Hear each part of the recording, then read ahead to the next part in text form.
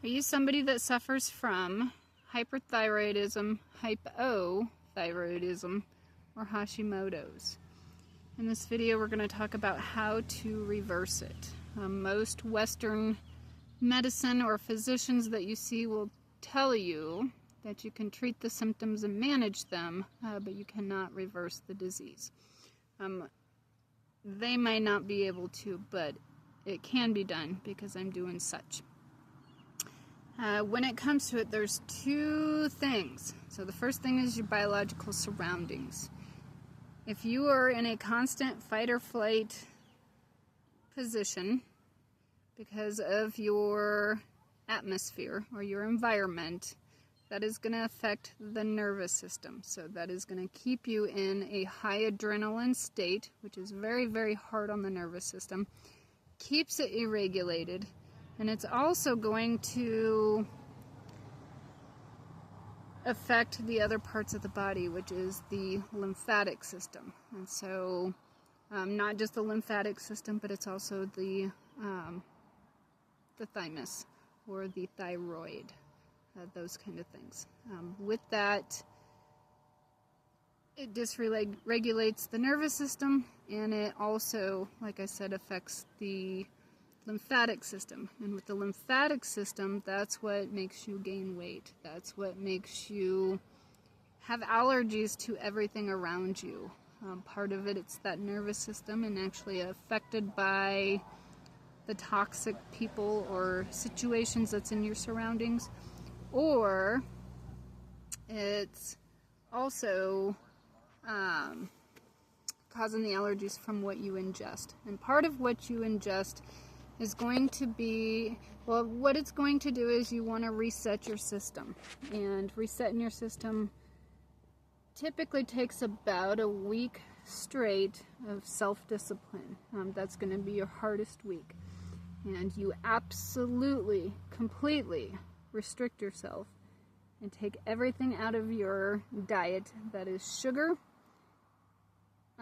any form of carbs, and anything acidic. And so you pretty much, your diet's going to be protein and vegetables. No sugar, not even natural sugar. And again, just for about a week, a good 7 days. Once you do that, you're going to reset your system, and it's going to turn into what they call ketosis. And once you do that, you will know, because you'll actually be able to tell by the smell of your urine. And certainly not everybody wants to know what their urine smells like, but it's very important to understand in this process. And so if you are somebody that has a urine smell that's very ammonia based, that is bacteria, and that means that your urinary tract has bacteria, your kidneys, your everything. So you need to flush it, and that a lot of times takes care of it with high amounts of water, parsley, and cranberry juice. And so if you have a high ammonia smell, that is bacteria.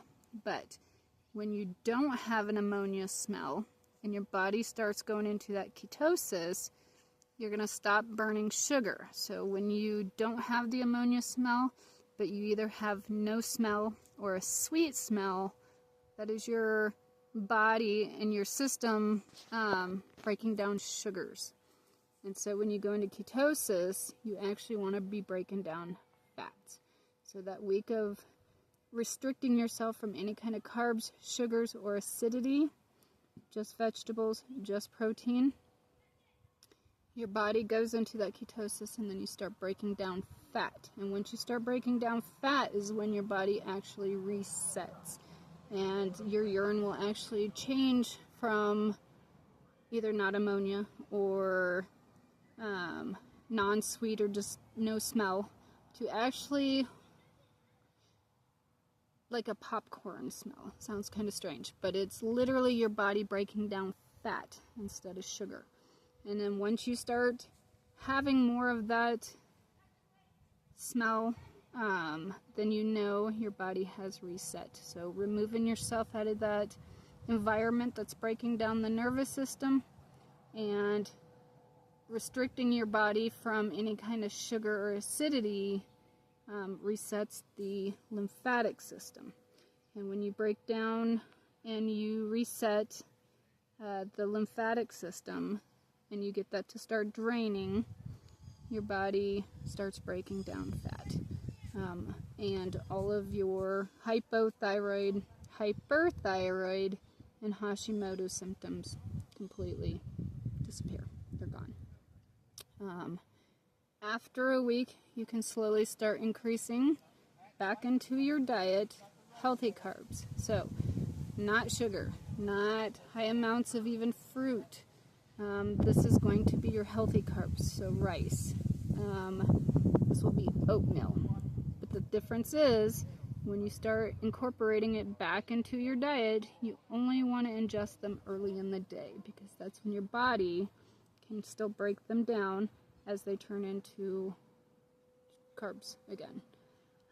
Your body has time to process them. Towards later in the day, you want to stick back to vegetables and protein. For myself, I do not eat meat protein. I only eat plant protein, and so that's where you want to increase that. I will make a separate video because when it comes to plant protein, don't be fooled by the size. The amount of chia seeds, sunflower seeds, cashews, pistachios, those are all equivalent to your big chunk of steak or your big chunk of meat, whatever your meat choice is. You get the same within the plant protein, so the size don't make a difference, and I'll make a separate video for that. But good carbs in the morning, only vegetables and proteins at night, and it literally resets your entire nervous system, resets your lymphatic system, and it starts breaking down fat, which is cellular memory of your emotions, your feelings, your everything. That is stored within your cellular memory. And so once you do that, you can absolutely reverse, I believe, any autoimmune disease, not just Hashimoto's or any kind of thyroid. I believe it's any of it. You can do the same practice. And so once you do that, your body resets. I personally have lost 20 pounds probably in about 4 months with really not trying. Once I reset my system and just got onto an average, this diet, good carbs in the morning, high proteins at night, I'm losing weight constantly, and healthy weight. It's just my body now has reset, and I've got a little body dysmorphia going on my chin. I've lost so much weight around my face that, you know, I will not get a chin tuck. I will not do anything to it. Eventually it'll smooth out, but because I've lost so much weight so fast, I've got some stuff going on my neck, but that's okay. It's a process. I am grateful to be reversing this type autoimmune disease, or multiple in some cases. So that's how you do it. It literally takes self-discipline. As far as your lymphatic system, real quickly, I'm almost out of time. In addition, to keep it draining, I talked about doing the massage, but also burdock root. I don't take the tincture. I take the actual dried root, and I buy it in a bag from a natural grocer's, and I take a pinch in the morning and swallow it, to swallow it whole with something to drink to wash it down, and a pinch at night. And that burdock root literally helps in addition to draining that lymphatic. So you can reverse it. It just takes self-discipline and a strict diet at first. Once you get used to it, it's so normal. So